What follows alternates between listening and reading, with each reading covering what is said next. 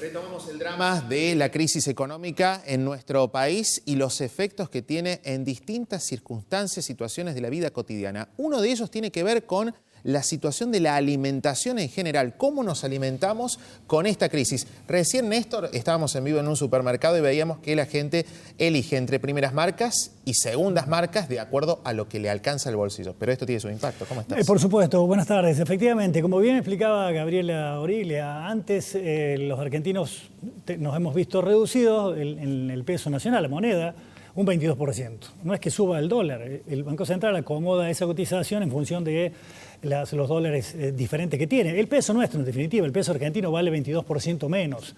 El impacto en la pobreza es directo.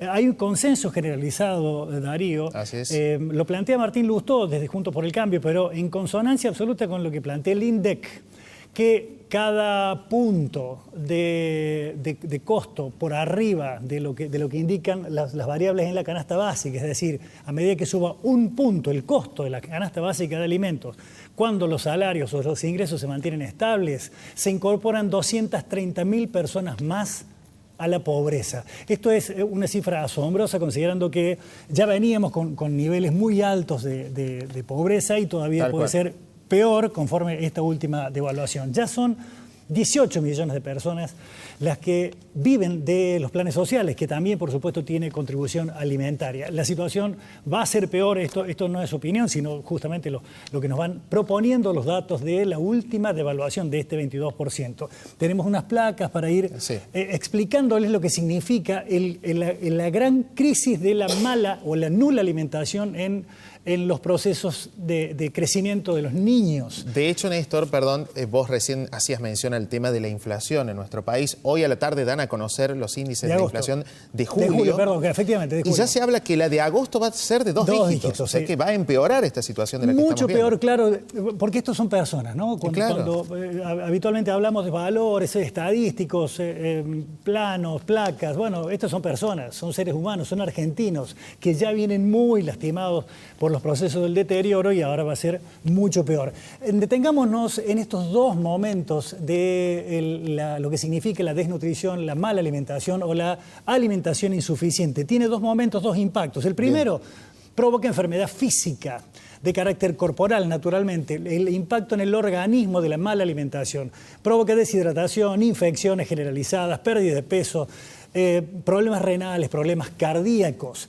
Un segundo momento, lo presentamos ahora, es del que particularmente nos queremos ocupar en el día de hoy. El déficit de la talla, pero particularmente la disminución del coeficiente intelectual. Claro. Son aquellos 1000 días, Darío, los que los médicos señalan como críticos, en donde lo que no se incorporó como nutrición ya no se va a poder. Entonces aparecen los graves problemas que hay hoy en jóvenes que tienen 20, 21, 22, 23 años, que no comprenden lo que leen, no comprenden las directivas que se le dan en sus empleos, por precarizados que sean.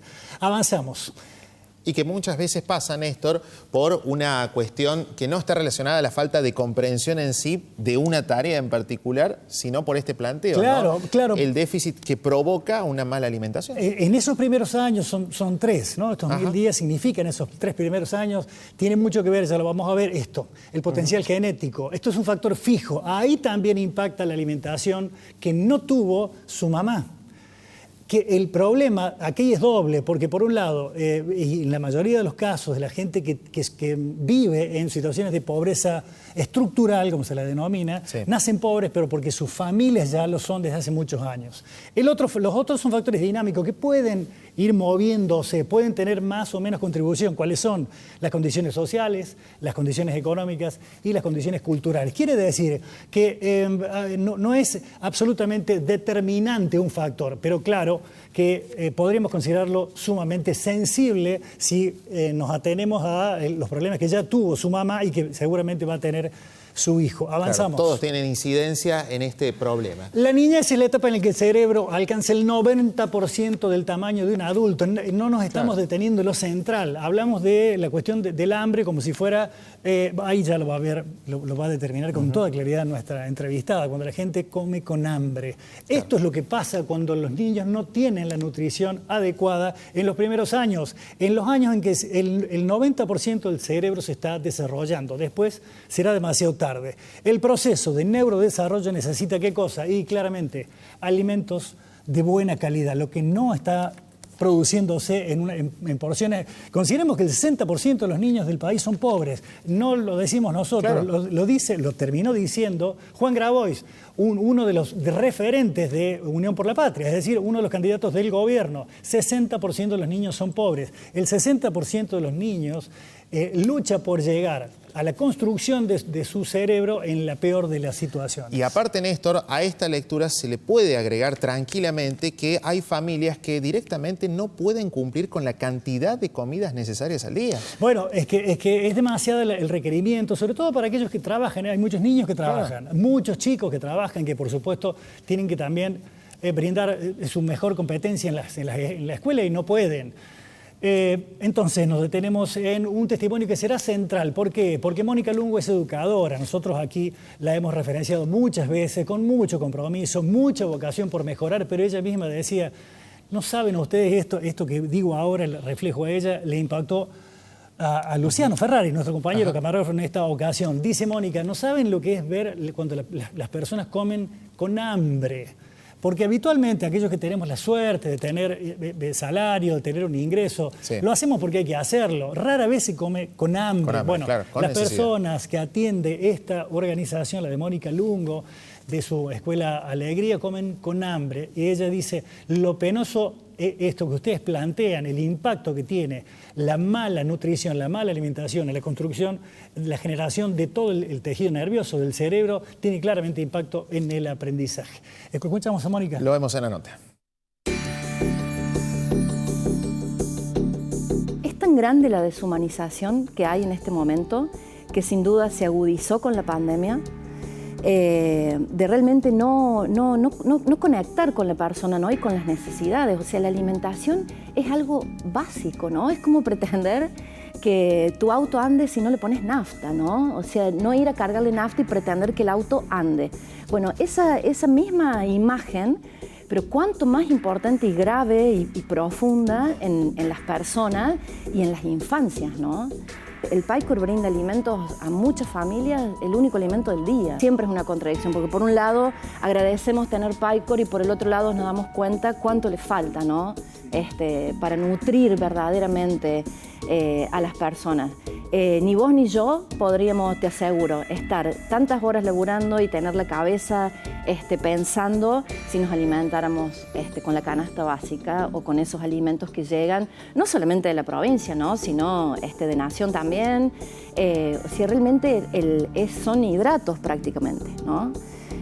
No hay verdaderos nutrientes, ¿no? Porque con una fruta, un cuerpo de una infancia solamente con una fruta y no haces nada, ¿no? Ahí está faltando están faltando verduras, están faltando cereales, están faltando frutas secas, frutos secos, está faltando carne. Acá nos pasa que vienen las mamás con la receta de haber pasado por la nutricionista o el departamento de nutrición de los hospitales, de los dispensarios, y nos dicen, señor, leche descremada, yogur descremado, frutas, almendras, nueces. ¿Qué hago, señor? Y es una cachetada. Cuando viene una mamá y te dice eso, no puedo comprarle la fruta. O sea, es esto, ¿no? El equilibrio que tenés que hacer entre la bronca, la rabia que sentimos de vivir en esta sociedad tan apática, tan deshumanizada, tan injusta, y a la vez de seguir buscando mecanismos, ¿no? Y seguir buscando con esperanza, gente que se interese por las demás personas, ¿no? Cuando vos estás hablando del hambre, o de que hay hambre también, ¿no? Sigue existiendo el hambre porque yo lo veo acá. Cuando vos ves una persona que tiene hambre o que tiene sobrepeso o bajo peso, no es únicamente ese punto, ¿no? Vos tenés que leer el contexto, ¿no? Y ese contexto tiene que ver con pasar frío, con vivir en lugares donde no tenés los derechos humanos básicos de un techo que no se moje, agua, un baño limpio, un colchón limpio, frazadas para descansar, tener tu espacio personal para dormir. Personal para dormir me estoy refiriendo que cada persona pueda dormir en un colchón. Estamos hablando de desigualdades extremas, ¿no? De gente que no descansa, que no accede a la salud, no accede a los remedios y que sí accede y esto es una preocupación muy grande que tenemos todas las personas que trabajamos en estos contextos, es la accesibilidad a las drogas, ¿no? Realmente es una preocupación muy, muy grande porque el nivel, la edad cada vez baja más, baja más, baja más, y ahora estamos hablando de infancia que están probando el pipazo, ¿no? No estamos hablando de marihuana, estamos hablando de esa mezcla del paco con virulana que se fuma en pipas de aluminio, y tienen 10, 11, 12 años. El problema de las drogas sin duda que atraviesa todas las clases sociales, pero un cuerpo bien alimentado, un cuerpo que se abriga, un cuerpo que si se enferma accede a la medicina, no es lo mismo que un cuerpo que no...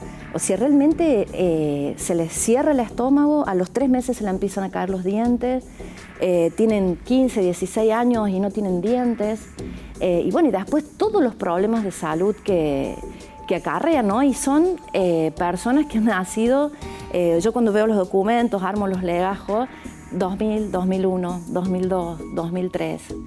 Y bueno, han nacido en una crisis, se han desarrollado en su primera infancia saliendo de una gran crisis, y bueno, y nuevamente estamos en una crisis mundial, ¿no?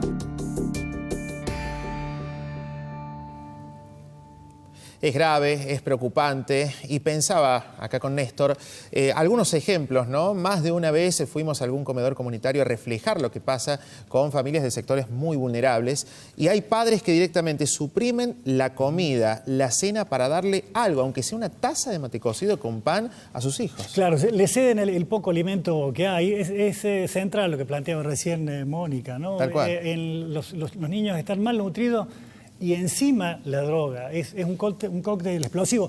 No somos publicistas, somos periodistas, entonces tenemos que abordar este tema, por delicado que sea, en un horario en que ustedes están almorzando, pero hay que centrarse en el impacto que tiene la pobreza hoy y la que va a tener conforme la devaluación. Vamos a seguir abordando este tema. Por supuesto. Muchísimas gracias, Néstor. Muy amable.